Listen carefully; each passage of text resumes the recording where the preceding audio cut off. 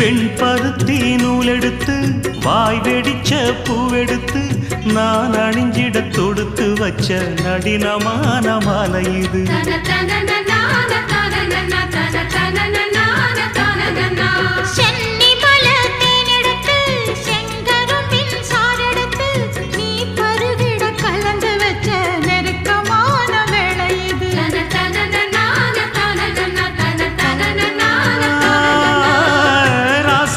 உடம்பிருக்கும் ரவிக்க துணி நானாக அன்னாடம் சூடி கொண்ட ஆசை வச்சாகாதா.